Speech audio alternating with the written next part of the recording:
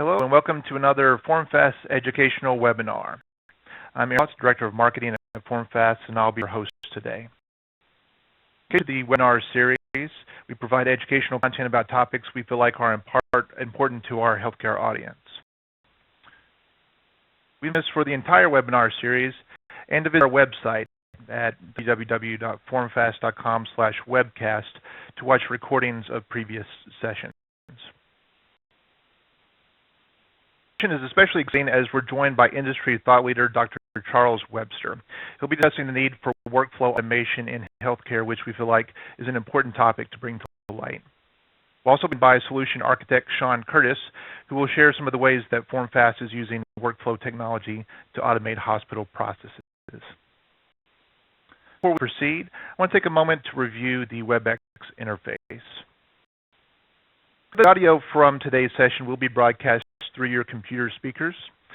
Please make sure that you have your computer speakers on mute, otherwise you may hear an echo. If you are experiencing audio difficulties, please contact the host, myself, via the chat window so that we can work with you to restore the audio connection. Note that the answer portion of the session will be at the end of the presentations today. We do encourage you, though, to submit questions through the Q&A section and the chat window on the right side of the interface at any time during the presentations.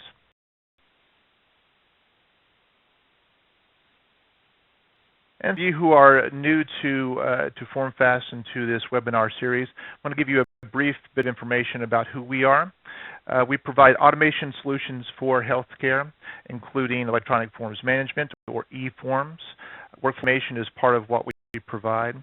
Dashboards and reporting is part of the solution set, as well as electronic document storage, or ECM solutions, and file output management. We're over 1,000 hospital clients internationally, as well as being #1 in e-forms management in healthcare.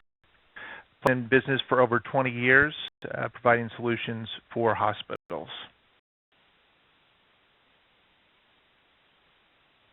To introduce today's featured presenter, Dr. Charles Webster. Charles, or Chuck as he's often called, is a prolific thought leader in the health IT community. He's listed as one of the top 10 HIT bloggers to follow on Twitter by Healthcare IT News, and was a top influencer in social media at this year's HIMSS conference. You can follow him on Twitter at @ERWorkflow, or you can read his blog at chuckwebster.com. With this in accountancy, industrial engineering, computational linguistics, artificial intelligence, and medicine, Dr. Webster has unique insights into how healthcare can be improved. He designed the first undergraduate program in medical informatics, and for writing the first 3 award-winning case studies submitted for the HIMSS Davies Award for EHR Ambulatory Excellence. He's a strong proponent for BPM and workflow solutions, and today he'll be sharing his insights about those technologies and how they can be used in a healthcare environment. So Chuck, at this time, I'd like to turn the presentation over to you. And thank you. I see my slides. Excellent. Well, thank you for that introduction. Are you hearing me at that end, and I presume out there as well? Great. Great. Good introduction, and thank you to everybody who's attending this session called The Power of Process, Work Automation, Business Process Management, and Healthcare. I'll give a little background.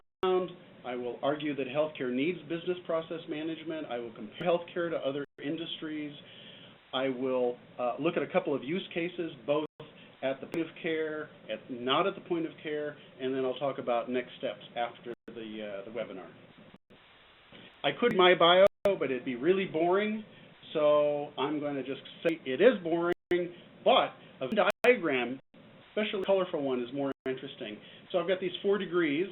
I was pre-med accountancy major, eventually went to medical school. I have a master's in industrial engineering and artificial intelligence with some focus in computational linguistics and cognitive science. I have a bunch of websites, a bunch of content out there, mostly educational nature and news. I'm trying to build a community of people who are interested in what the academics call process-aware information systems that actually represent and understand and reason and can improve processes automatically or semi-automatically. You've probably seen this big wave, and you've heard the phrase big data. It's actually an animation. It's a series of slides, so it's not quite smooth, but you imagine that wave is moving, and I will argue that close on the heels of big data is something I call big workflow. Now, what do I mean by big workflow? Well, about 10 years ago, I wrote a white paper on healthcare workflow that's been #1 in Google at the top of the first page almost for 10 years, and I use a phrase there, which is the workflow of workflow. If you ever think of data about data, that's metadata. Think about thinking, that's metacognition. Well, workflow about workflow is meta workflow, but I like workflow of workflow better as a phrase. So let's start with the definition of workflow. We've looked at hundreds, and this is my distilled definition. It's simply a series of steps, consuming resources that achieve a goal. I've seen simpler definitions, like series steps, and I have seen many much more complicated definitions, but we're going to work with this one. Here's a visual representation of workflow. We have a series of states, transitions between those states, that's the workflow, and that achieves the goal of whatever. Now, let's think about improving that workflow. Well, that's a workflow too. The workflow of workflow is improving workflow. So to get from workflow to better workflow and to even better workflow is a series of steps. And obviously one wants to create a virtuous cycle in which you're improving all aspects of workflow, both reducing errors, reducing variability, increasing speed, reducing cycle time, the amount of time it takes to get from the beginning to an end of a workflow.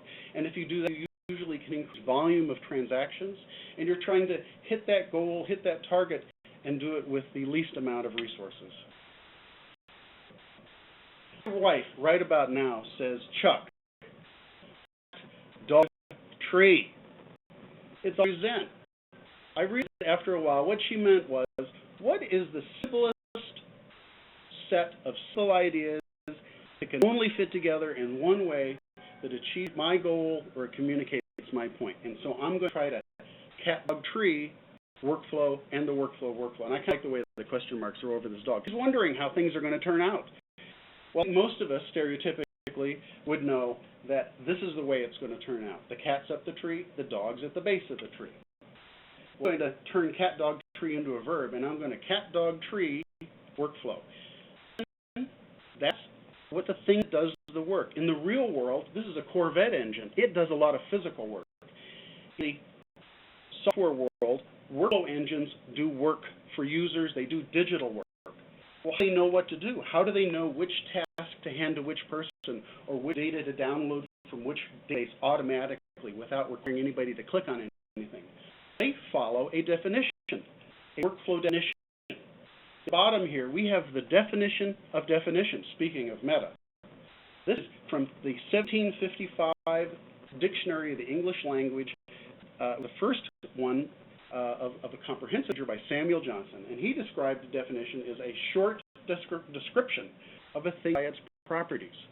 Well, you can describe workflow as a list of steps and a list of resources that are consumed and a goal that is achieved. Where does that definition come from? It comes traditionally from a human, someone who understands the work domain. Here we have the Herod editor. And that person understands the domain. They create this process model, a model of the workflow, and that is fed to the machine, to the engine, to execute. This is being executed. Things are being tweaked. You're observing, you're adjusting the carburetor. If it runs out of gas, you put gas in. So there's a kind of real-time management of the workflow system as well. Well, what definition is, and this is an actual simplified definition of a patient encounter. So here we have a set of screens. The screens are popping up automatically, and a nurse is going to collect some vitals information, enter that into a screen either by touching things or using speech recognition. And then there's a sequence of screens to, on any new meds recently? Should I take any off the list? How about allergies? What are you allergic to? And then down here in the blue roll, we have a physician may conduct several steps, such as doing an exam and then making an assessment and ordering some treatment, such as a prescription that will be sent someplace. And then there's this iterative set down here in which you try to get the money from the insurance company. Well, someone understands the patient encounter can model that, can create a description of it, and that can be executed by the workflow engine, putting the right screens in front of the right person so that they don't have to click a lot. A lot of folks complain about clickorrhea by analogy to diarrhea, too much clicking. It can accomplish things automatically in the background, saving a lot of time. And of course, it's consistent because it's a computer. But the really cool thing from the point of view of meta workflow, the workflow of workflow, big workflow, is while the engine is working, it is generating immense amounts of timestamp data. So at the top, we see that 85% of the nurse, and I'm going to bring up my little cursor here. Yeah, 85% of the time, the nurse chooses to go collect meds and allergy through the template. But 15% of the time, she goes over and uses speech recognition to generate a note. And down here, it converges. You can use this information along with the time of 8 minutes between vitals and the note to spot bottlenecks and go and ask the nurse, well, why did you take so long and why did you do it this way? And she can explain, and you can then change the workflow. Okay, that's workflow. Well, what is business process management? Well, the BPM industry evolved out of the workflow management systems industry, and for a long time people said, oh, that's just old wine in new bottles. It's workflow with a whole bunch of adjectives like transparent, agile, that sort of thing. But the way I think of it is that harried human editor, how about you give that human all kinds of great tools to improve the workflow, either after the fact or to monitor the workflow. That's called business activity monitoring. And by the way, that computer right there, that's the Altair 800. It is the first PC. It ignited the PC revolution, and it was invented and developed and sold by a pediatrician. I just love to find those connections between the IT and the medical side. Okay, back to workflow of workflow. If you look at business process management in Wikipedia, there's a phrase there, which is process optimization process. Again, it sounds meta. The process of optimizing a process. Okay, I should remind you of that diagram I showed you of the workflow of workflow, the steps between bad workflow to good workflow. Well, business process management has a life cycle. Here we have design, model, execute, monitor, optimize. Should be similar to what I just described. Design and model, that's creating the process definition, the process model. Execute it, that's what the workflow engine or the orchestration engine or the process engine does. Those are approximate synonyms. Then you've got monitoring. So while it's executing, it's an exception. If it falls off the happy path, you want a human to intercede and fix the problem. Then optimization. All this data that gets generated can be fed back into reducing cycle time, increasing throughput, decreasing errors, increasing the accuracy with which the goal is achieved, and achieving the same amount of work with fewer resources. If that cycle reminds you of something called PDCA, plan, do, check, act, or adjust, should. It's software-based PDCA. So much of work today in healthcare is being mediated. It's actually in the software. And so if you want to improve that work and that workflow, why not use the software to do it? This is the last non-healthcare slide. Just to give you a sense of perspective, the global BPM market is about $3 billion. It's heading to about $7 billion over the next 4 years, and it's growing at about 18% a year. Just to give a sense of perspective, the health IT market is about a magnitude greater, about 8 to 12 or 13 times as big, depending on which year you are looking at in this projection, and it's growing at a rate of about 7%. I strongly believe, and I have been arguing for a decade, with some success, mind you, that healthcare needs business process management.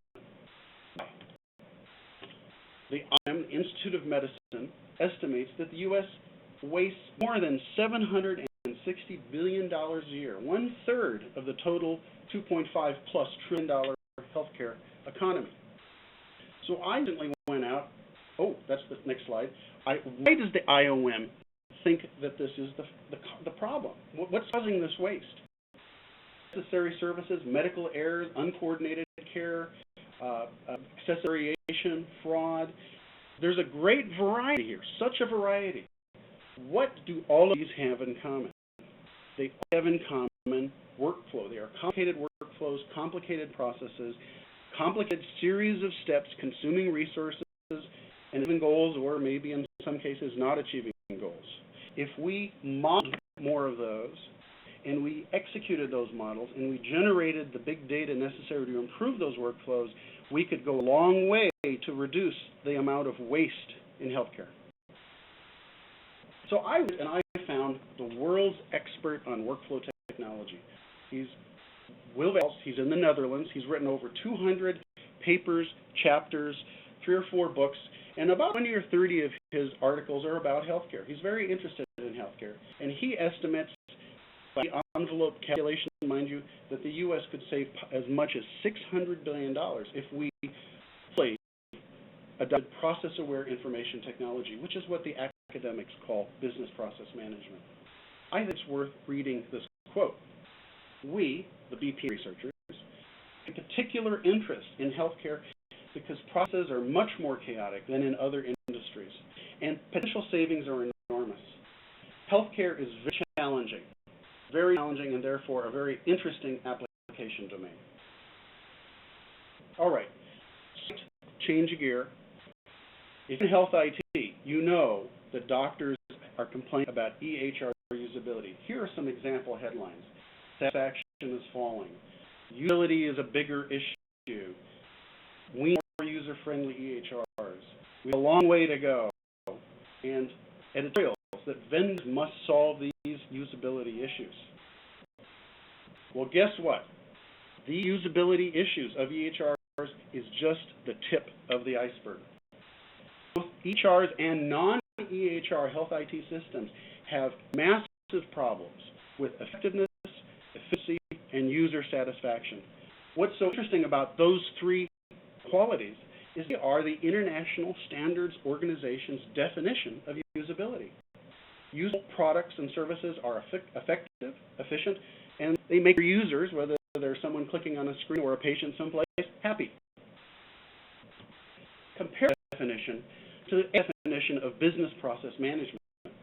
It's a systematic approach making an organization's workflow more effective, more efficient, and more capable of adapting to an ever-changing environment. Effectiveness, effective. Efficiency, efficient.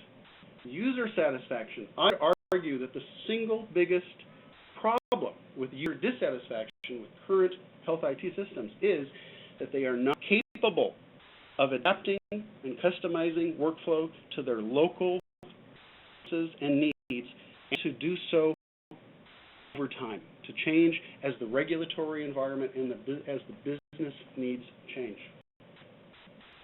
Now, imagine we may have some healthcare process improvement folks out there. And so what is the relationship between BPM and healthcare process improvement?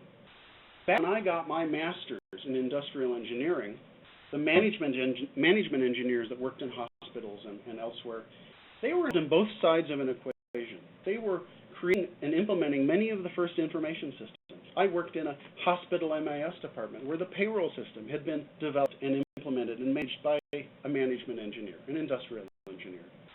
But then what happened is a bunch of folks went off and they started developing electronic health records and other health IT systems, and you got this research behind it, which is medical informatics. I don't think they spent enough energy and time thinking about workflow problems and workflow theories and creating workflow tools. Meanwhile, over on the other side, we've got the total quality management folks, Six Sigma and Lean. They're finding causes of errors. They're finding the sources of variation and eliminating it. They're figuring out how to do the same amount of work but with waste.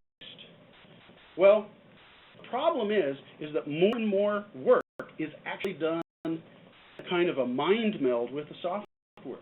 And so really need to knit together these two traditions. And I think that the healthcare business process management hybrid is a way to do that. The many health and business process management conferences. And I have many impressive case studies. Insurance, banking, manufacturing, energy, hospitality, transportation, trade associations, healthcare. Well, until recently, it's not been present a lot. But it is showing up, and those case studies are very impressive. I've written about them, and I have descriptions of a variety on my blog. And healthcare is catching up. So the survey recently of IT professionals asking which vertical they were in, which industry they were in, whether they were using business process management or not. 6% in healthcare were using BPM. Most of these systems are in the back room. They're used for human resources and for healthcare insurance, but they're moving out of the back room as people see potential for this kind of technology closer and closer to the point of care. And in fact, almost 20% plan future investment. And I think that percentage is actually going to be much higher. Okay, healthcare. Healthcare is like a very large insular country that's been closed off from the rest of the world for a long time, but now it's opening up. The same forces that are affecting many other verticals, such as social, mobile, analytics, and cloud, particularly, are also affecting healthcare. These technologies and these new industries, if you look under the hood, often the most successful platforms have workflow automation, workflow engines, the ability to draw out a workflow or to systematically improve that workflow with data, possibly big data. And that is essentially kind of like an epidemiological vector. It is bringing into healthcare workflow automation. It is not to say that workflow automation hasn't always existed in healthcare.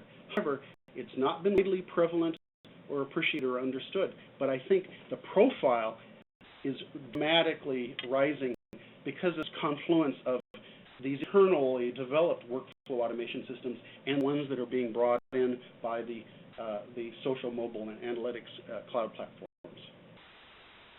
So, care workflow automation. Let's look at a use case. What is a use case? Well, in Wiki, it says a use case is a list of steps, define interactions between a role such as a physician or a nurse, or when in the health records department, a system such as an information system to achieve a goal. That sounds kind of familiar to me. Sounds a lot like my definition. A workflow is a series of steps, consuming resources, which I think is implied by the use case, to achieve a goal. The difference is the use case is a list of steps, whereas workflow is steps themselves. Well, what about workflow definition? A definition is a short description of a thing by its properties. The most essential definition of workflow is the list of steps. So a use case and a workflow definition are approximately similar to each other, and that's part of the secret to the sauce. The fact that a use case could be a drawing of stick figures interacting with a system over time, or a English description, but it's also a workflow definition which can be executed and improved by a computer. Here's a classic-looking workflow editor. If you used from Microsoft, it looks kind of familiar. I've drawn this kind of thing. I've been in a boardroom where all four walls were covered by butcher paper, and it was covered with Sharpie pen-written workflows. The problem with those kinds of workflows is after you have it, you have a pretty picture, but you can't turn around, turn a crank, turn it into a computer program. Now, in this case, just to ground it a little bit on the clinical side, we have a patient coming in, and they have had a possible cerebrovascular accident. And its decision points, the little yellow diagonals, are decisions that have to be made. Should we check the neurological status? Is this a thrombolysis candidate? Have we confirmed that there was an accident? What about hemorrhage? And then a decision. And these little icons here, nurse, physician, and so forth, are dragged and dropped to create it. Now, I want to compare that classic workflow editor with simpler workflow editor. In seeing its slide, it doesn't look that simple, but it will look simpler in a moment. You can think of a health information system, or in this case, an electronic health record, as a set of screens, but also the little dotted lines, those are screenless tasks. And these screens allow users to review data from previous patient encounters, to enter more data that will be useful in making decisions at later points, as order entry screens in which assessments and diagnoses and treatments, such as things that will send prescriptions off through SureScripts are. Now, the seamless tasks are also saving a lot of time and effort and money and user dissatisfaction. They're automatically going to see if there are clinical labs, downloading them, and then putting a list, an item in a work list. We're printing educational materials at the printer that's closest to the person who's responsible for the patient. They're creating automatic reminders based on schedules interacting with business rules or clinical decision rules. So that obviously saves a lot of time and effort. Well, where did it come from, this workflow that I'm talking about? Well, we're going to grab a bunch of those, and we're creating a workflow. Over on the left-hand side, we have, it's 8 steps. A typical encounter might be 20 steps, but we will see what they are because we can look at the pick list that represents the workflow. We have get patient, so the nurse walks into the room, says, I am bringing John Doe into room C. Then the next couple of screens pop up automatically. The nurse doesn't have to go and navigate some complicated and clumsy hierarchy. We're going to collect some vital signs, ask about allergies, ask about medications. We're going to conduct a review of systems, and that review of systems will be the right one, whether it's a child or an adult, whether that nurse likes her favorite review of systems, or it may be based on the physician that nurse works for, and different specialists have different review systems. So these systems can be very parameterized so that at each point of step in execution, they do the right thing. And so you get down to the billing steps. And I will say ahead. By the way, there's something I call the litmus test for frozen workflow. After you see the demo of a system, say, I'd like to see that demo again, except I want you to make one change. I want you to bring something that will allow you to edit the workflow.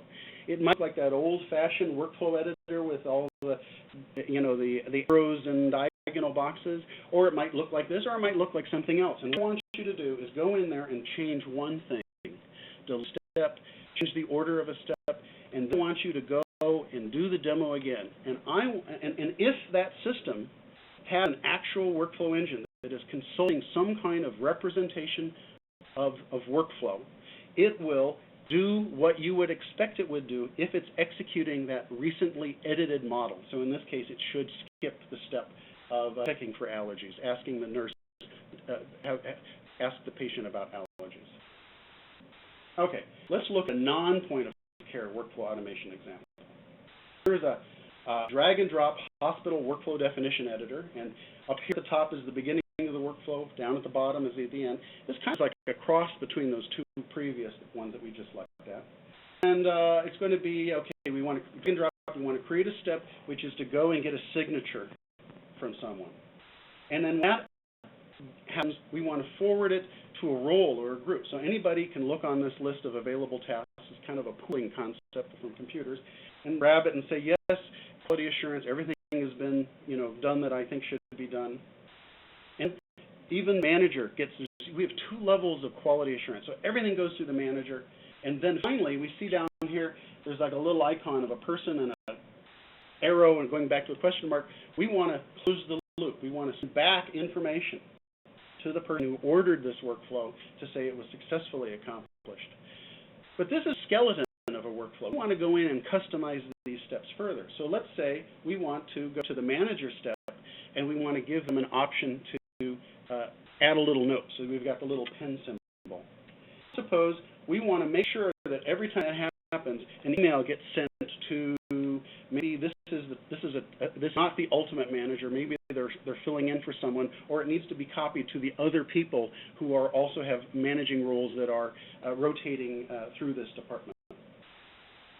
Well, now we have the executable process model. It's a process model. It's a process definition. It's a workflow definition. I'm using these so you get familiar with the analogy, which can vary, and then the workflow engine looks at it and says, okay, I need to send a to-do item to this person. When they click on it, it's going to pull up this form. It might be on a tablet as they're wandering around the hospital. And I want to forward the results of that into some pool where other people will grab it and do something with it. Ultimately, everything, the manager has to sign off on everything, because in this place they have 2 levels of quality assurance. And finally, we want whoever initiated this needs to know that it was done. So closing the loop. All right. Now, don't have enough time. This is a cat dog tree version of business process management. But I did want to pull out an example number from a case study. The paper process for generating the patient admissions packet in a hospital, it cost $2.40. It was estimated. Then after the workflow was automated using a workflow engine and process definition and so forth, the cost per packet dropped to 45 cents. This is on the order of increase in productivity of 300 or 400%. I've seen this before. And what's fascinating is I have seen many manual paper processes automated that did not use workflow automation, did not use true workflow automation with the workflow engine doing all that work. And guess what? Those end up reducing productivity. People have to click a lot because if there is no workflow engine in the computer, the human has to do all that work, and they got to click, click, click, and they complain about that. Other things, the other dimensions of increased productivity are things like if you greatly reduce the cycle time. So if all the steps are not having to wait around for someone to pick up the baton and move it to the next person, well, it's going to happen more quickly. So when you get a shorter cycle time, you get higher throughput. And for the given amount of resources, you're going to be able to scale up, or you're going to be able to achieve the same amount with reduced resources. All right. If my enthusiasm and my animations and this data has convinced me, maybe I ought to investigate this further. This is my workflow of where to go. You might call it meta workflow, the workflow of workflow of workflow. And so we're learning right now. That's what we're doing right here. Well, this is called a split, by the way, and so both of these happen in parallel. And you look at your environment and you say, well, what are the high-value workflows? What are the things, and on the next slide we'll talk about what is a high-value workflow. And in those workflows, the details about those workflows will inform you about a set of requirements so that you can compare workflow products or workflow platforms or vendors. Let's look at workflow value. Workflow value is a function of a number of users. The more users that use it, well, then the more valuable it's going to be. More happy people, the greatest good for the greatest many. The more frequently the workflow is executed, the more value it will be. If it's executed 15 minutes, it's going to be a lot more valuable than if it's executed every couple of weeks. Financial value is important. Is there something writing a check at the end of the successful workflow? And then finally, the difference between a better workflow and the current painful workflow, the current ineffective, inefficient, and unhappy user workflow, the bigger that is, the more the workflow value is going to be. Oh, well, once you've done that, you need to winnow down those workflows a little bit further. And what you need to do, because you need to walk before you run, you need to say, well, what are the low complexity workflows? What are the work that would be easiest to accomplish? Because a lot of people are going to be watching, and you want to plan for success. And so you want to do the thing that is going to give you the biggest bang for the buck, and then people are going to line up because of the latent demand for fixing workflow problems. What is workflow complexity? It's also the number of users, because users are different. So you have a lot of users, and they're all different. Well, guess what? That causes complexity. Now you've got the number of steps. The more steps that you have to model and to execute, the more complicated the workflow definition, the more complicated the executable process model will be. The more other systems that the system has to touch, the emails that need to be sent automatically, the data that needs to be downloaded from a clinical laboratory, or the prescription that needs to be sent someplace, or the database in the medical records department that has patient demographics and forms content, the more complicated the workflow is going to be. And finally, the more logically complex the decision-making and the problem-solving across that workflow, the more complicated the workflow. So the simpler the decision-making, the more likely you can create an if-then rule someplace, some business rule. The more complicated, the more you're going to require human intervention, and that equals complexity. Okay, so you scan the environment and you say, here's all the workflows. You grade them according to high value versus low value, low complexity versus high complexity. Well, you probably don't want to bother with low value anything. Low value, low complexity, low value, certainly low value, high complexity. You want to start with a success because people are watching, and so you choose that. And when you're successful, you then start to move up into more complex but also higher value. And finally made it down to actually tackling that workflow. Well, where is the knowledge that is going to make you successful? Well, business process management, especially in healthcare, and workflow automation, workflow management systems technology, case management systems, the terminology hasn't yet been standardized, and the best practices have not been standardized. And so you're going to need to go native with the vendor has a track record of success. They know what works. They're invested in your success, and so you need to spend the time they think you need to spend on training and so forth and so on. In a sense, you got to pick the right Kool-Aid, and then you got to drink that Kool-Aid. You kind of go native in order to bring the workflow mindset, the workflow culture from vendor over into your organization. Okay, we're closing here, and I just want to show that big data slide.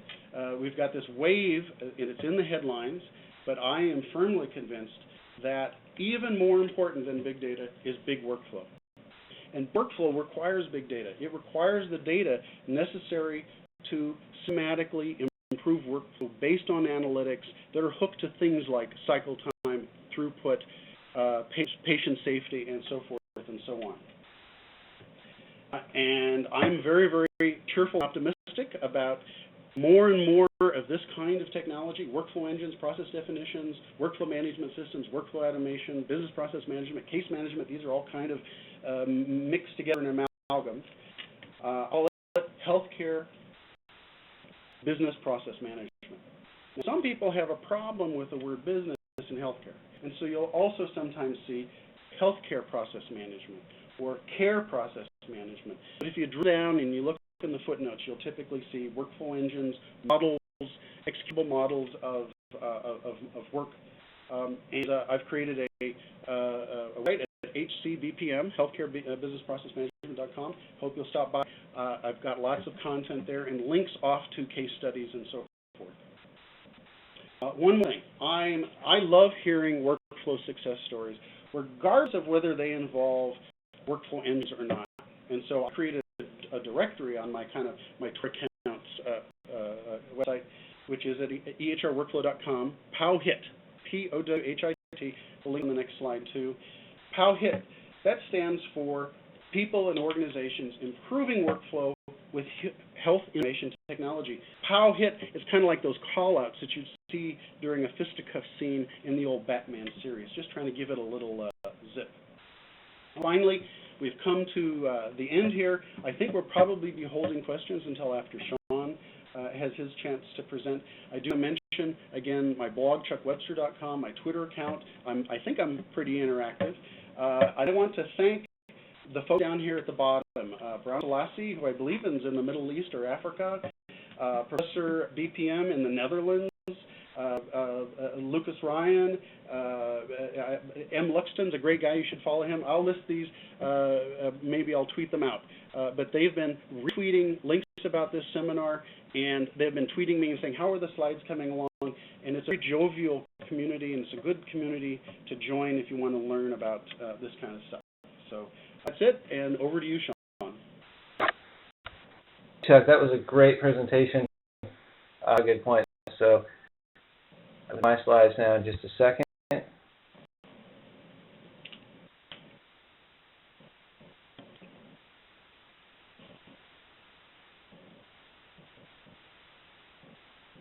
right, so we're FAST, and I'm here to talk a little bit about how FormFast fits into all those things that Chuck just talked about. One of the slides that Chuck had presented was that with healthcare is coming. It's getting better, and that's what we believe as well. This is our maturity model of hospitals and where we're at.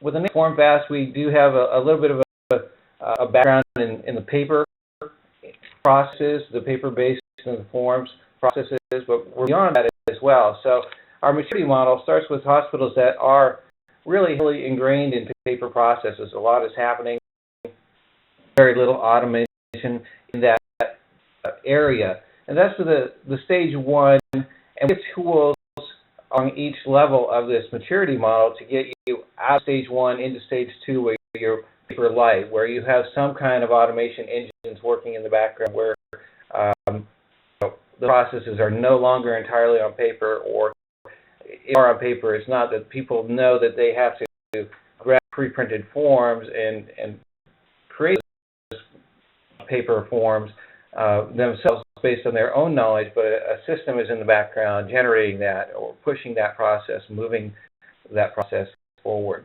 And then up towards the top here, the stage three, where they're paper-free, you actually run processes that are 100% without paper. So I think in healthcare, a lot of times people are talking about paperless and paper-free.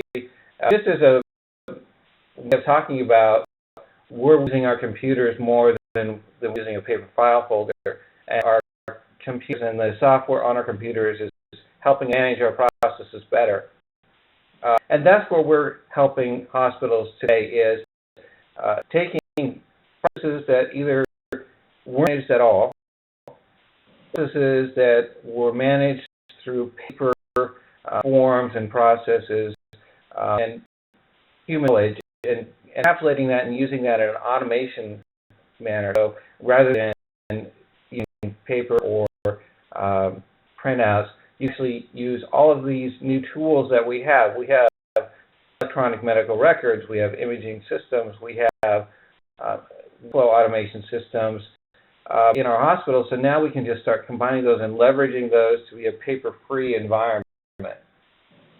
Tool sets apply to each step along the way, whether you're at the bottom stage that you're using a lot of forms to do your processes, or you're moving into an EMR, you're trying to start to leverage that, you're moving more things digital, or if you're at the top of that scale and you're really starting to be the automated you can be using and leveraging technology. So our tool set runs the gamut.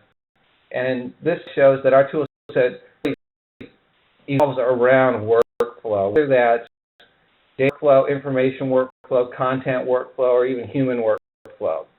We have solutions that target different areas of all of that. So form on demand, content management.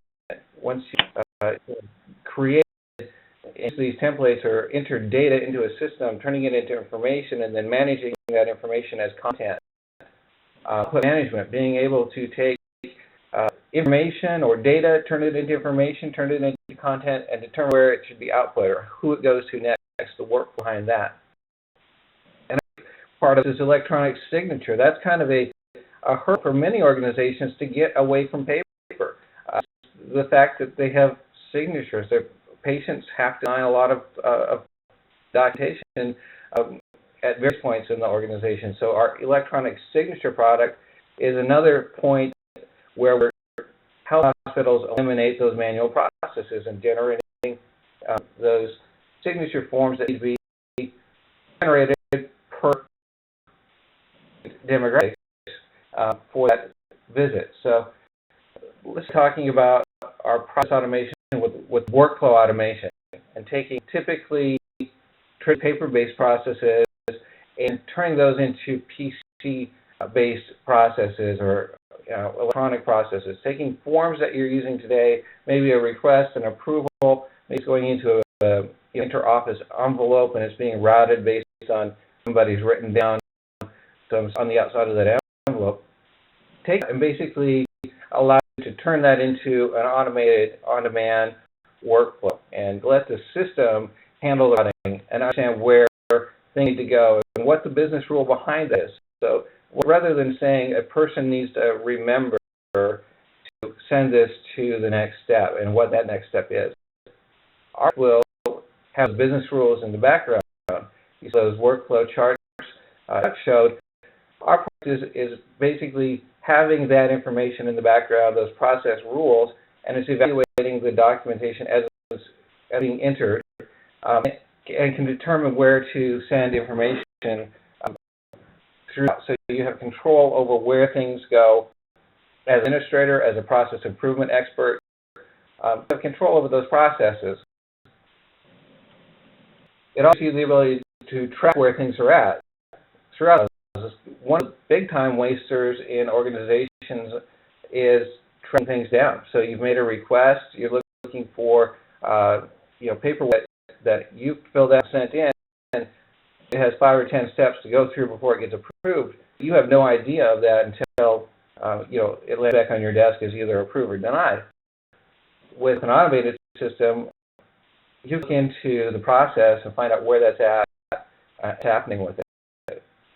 This example, just to give you a visual of a workflow for purchase requisition. So we kind of can understand what it would take to request the purchase of something. You fill out a form and you determine where it goes as far as, does your need to approve it? Does a vice president need to approve it? Does it go to purchasing?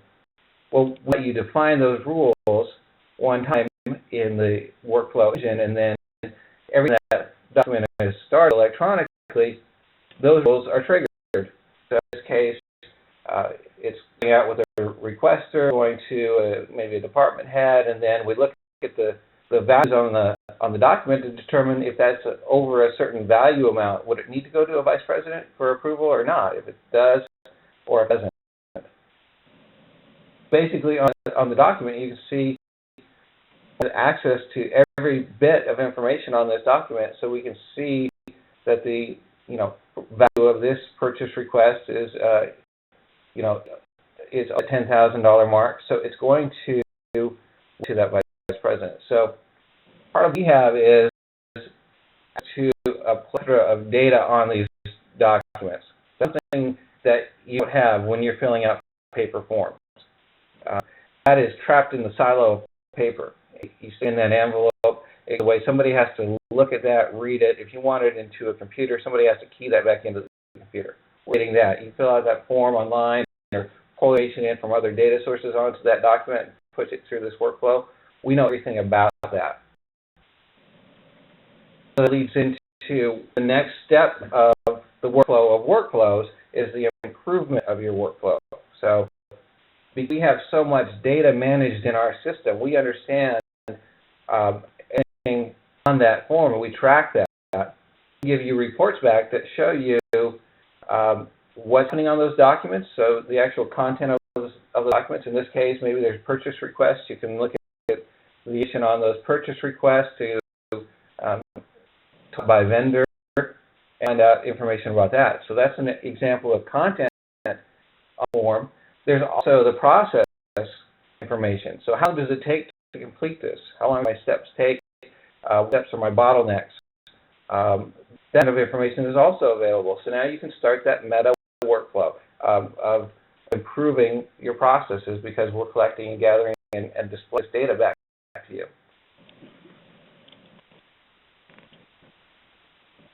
So as an information manager in your organization or as a process owner in your organization, we have that at your fingertips through what we call a workflow application, and that gives you a grouping of processes that are happening that are related to you, and then you have oversight over that. Maybe you may not touch every document that is going through this process, but you'd be able to see everything that's happening, and you'd be able to see if there are stalls, if there are bottlenecks. You'd be able to have access to the reports about that process. One that Chuck was talking about was how do you determine where to start? And one of our organizations, one of our customers has started in a medical record review. That's a very high volume, too many transactions in the organization that they needed to automate with this tool. They used to, in different departments, review 5 medical records weekly and fill out this form that has about 56 questions on it to evaluate whether or not everything in that record is being filled out. So the way of doing that in the paper process was they had a long form on a clipboard. They would go through and they'd fill that out one time, and they'd fill it out again for another record, 5 records in total, and then send that to a aide in the process improvement department, and aide would actually go through those records and key that into a spreadsheet so that they could come up with a total and a compliance percentage for each of those 5, and then multiply that times each department that had to fill this out. Working at a time span of weeks to get this one report done, and this, of course, then had to be added across all departments into one file report. So it was a very manual process to do that. So they took that form, turned it into an online form, added things like required fields to this so that even in the form there were exceptions because people didn't fill out the entire form or filled it out properly. So drop-down lists, required fields, that helped to make sure that the data is entered and entered correctly. It does calculations on the form, so this is being filled out, that compliance number where they used to have to put this into a spreadsheet and then calculate that, that's being filled out and completed in the form itself. And then the reporting and analytics around this as well. So once this is filled, it's in a computer system, the aggregation can happen, the report be generated and created. The process owner can see this view. You can see that they're seeing all of the outstanding processes that are happening, so they know that these people are filling out right now, so they can see what's coming down the pipe. You see the reporting that's built on top of this. They're collecting data, able to quickly understand what's happening at different departments in their organization, what the quality levels are.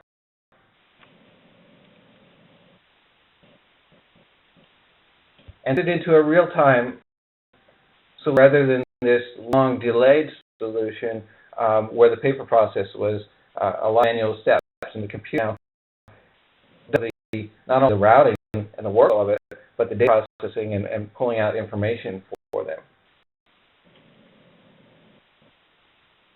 So to enforce that process with those drop-down lists, the predefined routing behind it, that is what with these forms once they've been completed and now it's time to store those. We also have a content management system, which is basically the electronic filing cabinet for your organization. So these forms, rather than storing them in a physical file cabinet that takes up space or shipping them and paying storage off-site,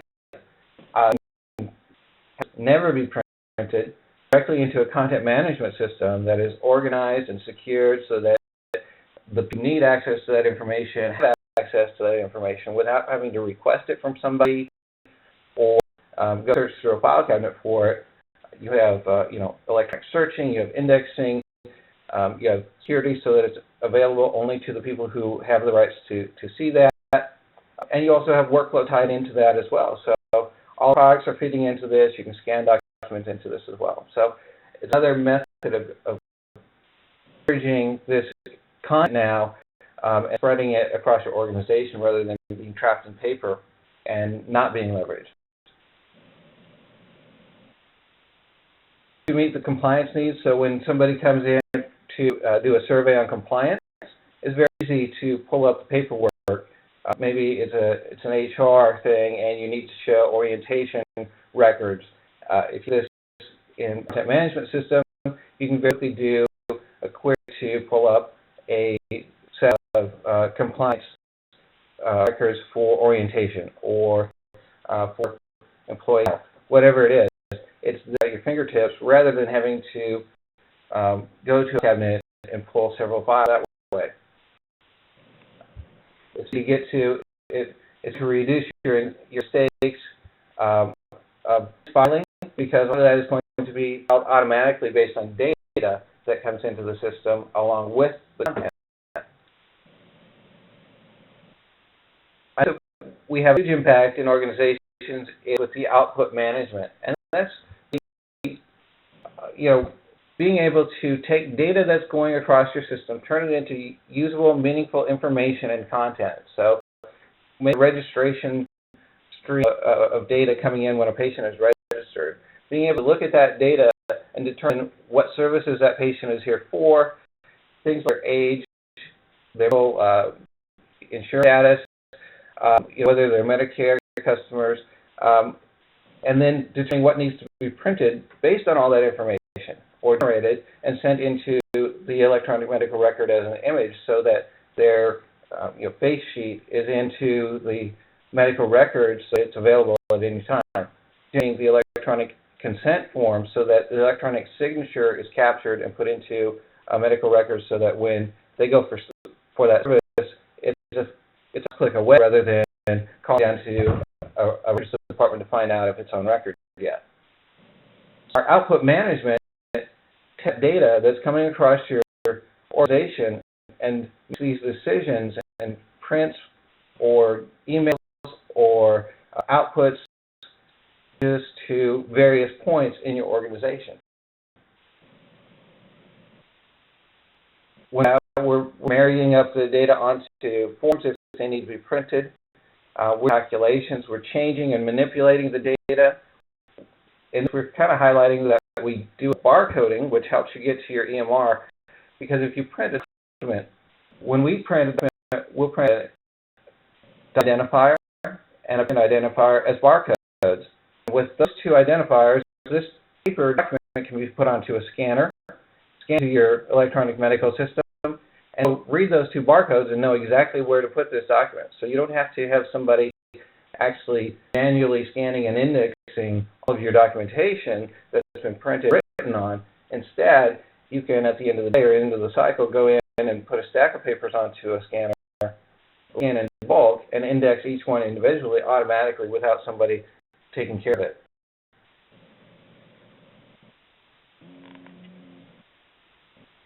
So it's just a way that, I explained the management works. A user registers a patient, clicks the print button, form receives that information and starts running these business rules. A logic, and then generates the documents and sends it to where it needs to go, in the form it needs to go as well. The last thing is electronic signature. I know we're running short on time, so I'll speed through this a little bit.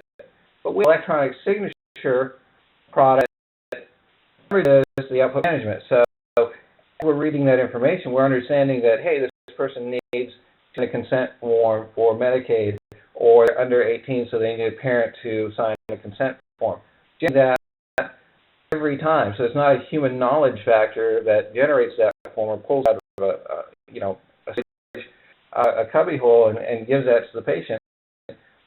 The software is driving that interaction, is driving the fact that that was generated, and makes it available. So, and integrate with your registration system so that you can do the signature capture. Signature capture in a variety of ways and devices, be it at a registration station with a hardware solution, or at a mobile station where you have an iPad, or to have a PC type of hardware where you're moving around and collecting that signature. Because it's server-based, all of these different solutions will work against that. So we generate the document, put it into electronic signature, and then you can retrieve that document from various locations, whatever's closest to the patient, and get a signature. And then that goes into your electronic medical record. It's available through our organization in real time. The Forms on Hand fits right into that as well. So after a patient has been registered, you can refresh a pack of patient information, or generate new wristbands, or generate new progress notes for a patient, very simply by clicking on a patient name that you're responsible for, selecting any packets that they want generated, and clicking to generate those. And then you have that availability right on demand without having to call into registration or call into HIM to get new forms or new documents. And it's always 100% correct, 100% legible, because the data is coming out of the the singles of data, and it's not being put on a label or embossed or handwritten. So it's 100% legible, all accurate in your hospital information systems. So it's kind of a quick overview of how PAS fits into the things that Chuck was talking about. A lot of it is improving process, starting where you're at. It's going to give you the most value, and starting the process of improving those processes. So improving that workflow through that workflow. So now we're going to open up for questions, and Aaron, I'll turn it back over to you. Thank you. Great presentation to both of you. Like I said, we're going to open up for questions now. We've had a few come in during the presentations. The first one I'm going to direct to Chuck, and is, who needs to be the champion of workflow? Is it the physician, the nurse, administration, IT? What's your thought? Well, my thought is, often when folks want to implement electronic health record, they say, well, we need a champion, and so that internal champion. I'm not even sure that the idea of a workflow champion necessarily makes sense to me. I think that if you give people the tools to improve the workflow around them, they will tend to want to do it, especially if you can demonstrate to them. So yes, you do need a champion for that sort of first, the high value, whoever owns the high value, low complexity workflow, that's the champion. In fact, I didn't show all of the dimensions. There's actually about 3 or 4 dimensions to both value and complexity. And one of the values, one of the dimensions had to do with executive sponsorship and or a champion. So there it's a little bit like looking for your keys under the lamp, light post, because that's where you can see. So yeah, as you scan the environment, you're going to, one of the 3 or 4 or 5 things that will determine whether a workflow is a value workflow or not is whether there's a natural champion who can help shepherd. So it's going to be on a case-by-case basis. Great. And a follow-up to that, are there specific examples of those high-value, low-complexity workflows that you can think of as low-hanging fruit in the hospital? Well, I'm going to actually, it tends to be very, very, sort of domain specific. You were talking about the medical records department. Are we talking about, ambulatory? Are we talking about, making some kind of process in the executive suite? So probably good specific examples. In this case, Sean might be the best source. Typically, customers, about their high volume forms, and there are a lot of things that aren't that complex, and a lot of processes don't have a definition around them today even. So things like employee onboarding and all the things that are spurred around that, requesting access to systems from IT, requesting security and clearances from the security department. So as you onboard an employee, those are simple processes, but maybe you don't have full control of those. And then kind of the other side of this too is, what's the impact of not having full control over these processes? So when an employee terminates, do you know what systems they have access to? Do you know what security passes they have on them? Do you know what equipment has been issued to them? So being able to take those processes from this aspect of, geez, we just have somebody, they need these items, and then turning that into, now we have an inventory of what every employee has, and extending it, because they leverage technology rather than trap knowledge to do that. Another volume application that a lot of our customers are using are employee change orders. So when they transfer from department to department or change a rate or hours, those are very high volume actions in those processes, especially some of the larger organizations. There are a lot of employees to deal with. There are all kinds of processes that can be, and of course, the number one process would be admissions.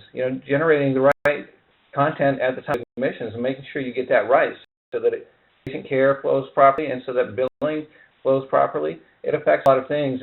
Getting that right, getting signatures in place. So that's one of the core processes of automation that's a low-hanging fruit as well. Great. Another question that we got via the chat states, how do you manage the quote-unquote "but we're special" pushback most BPM theory gets from clinical care teams? Chuck, do you see that type of pushback? Yeah, you do, and I think, and again, you only have enough time to cover what you can cover. And I think I was pretty organized and spoke pretty quickly. But if you go back to, I think, can you put me back on the first slide, or on slide? Just one moment. And yes, okay. So I'm going to go back to. I said I wasn't going to be boring, but here I guess I will. Okay. Within. What slide are you on, Chuck? I'm on slide 8. Okay. Do you see it? Yeah, we've seen that now. Okay. The fifth one down, Adaptive Case Management Global Excellence Awards. I'm actually a judge on that. Within the business process management community, and forget, you saw the quote from Vanderbilt in which he said that healthcare is more chaotic and more unstructured. Within the business process management community, there's been a similar reaction to over rigid process models, and part of the the tribe of rebels, they call them into something they call adaptive case management. Adaptive case management, and these systems, they come out of the business process management community, but they very much diminish emphasis on that, the network diagram that says this has to happen, then this has to happen. In fact, what they do is they represent very high-level goals, like this case is 25% done, or we have obtained the signature. It doesn't say how to get the signature. Anyone can get the signature, but what they do emphasize is visibility. Visibility, here are the set of goals. Anybody can accomplish it based on certain constraints. I mean, you have to have the authority and so forth. And then everybody sees, as the case moves along, what's being accomplished, and then people jump in more dynamically.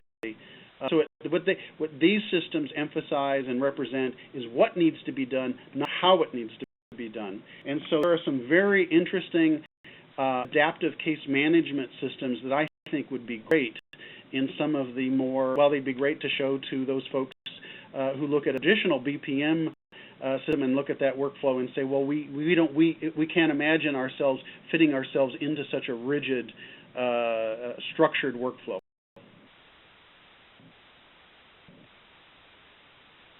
Perfect.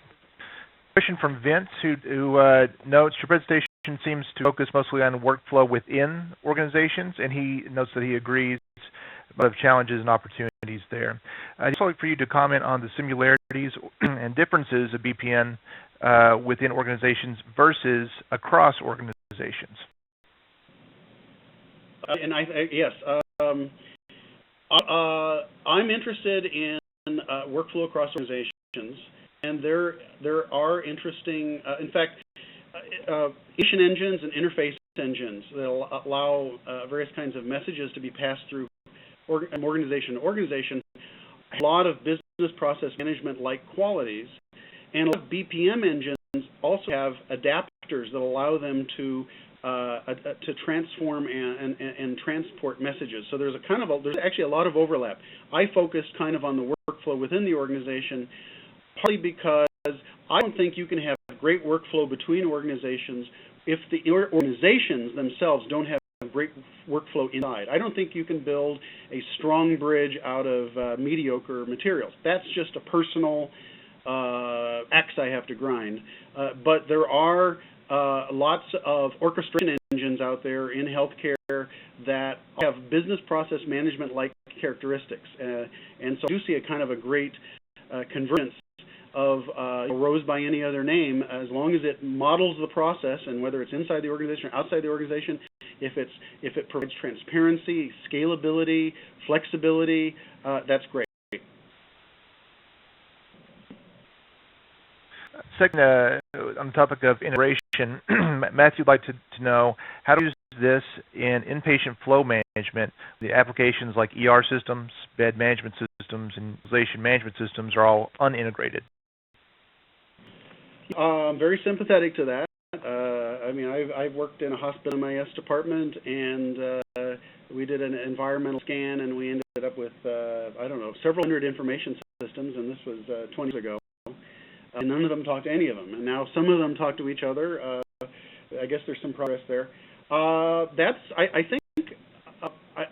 think that one of the measures of complexity in ranking workflows was how many systems does it touch or need to integrate with.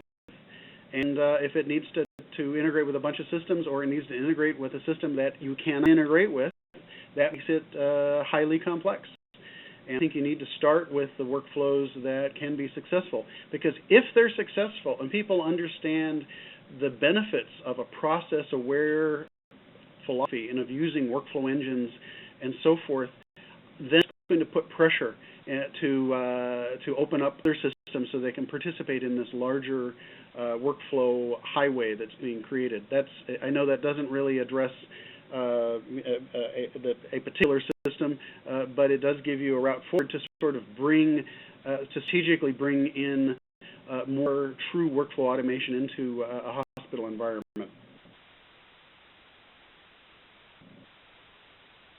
And Casey comments that lean was a big topic of discussion at the recent HM13 conference. He wants to know if you see lean as a good first pass for healthcare entities looking to explore BPM. When I look at the old days, TQM, Six Sigma, finding errors and eliminating variability, and lean particularly. In fact, I have a link on one. I used to give a 3-hour tutorial on workflow automation in healthcare at the old Tepper conference, which is gone. I did that for 3 or 4 years running, and I have I turn those into blog posts. I actually have a blog post. If you'll leave me a comment or contact me through the contact form, in which I talk about non-value-added versus value-added activities in a workflow automation context. And I think that if you give the lean professionals and the Six Sigma professionals, you give them the kind of plastic, instrumented, malleable healthcare workflow information management tools, I think you're going to turbocharge and give a great deal of help to those Lean and Six Sigma activities. In fact, the BPM professionals, they don't necessarily know the healthcare domain that well. And a very nice marriage of healthcare domain content expertise is the Lean and Six Sigma health professional conjoined with these tools that increasingly mediate information flow and therefore work. Perfect.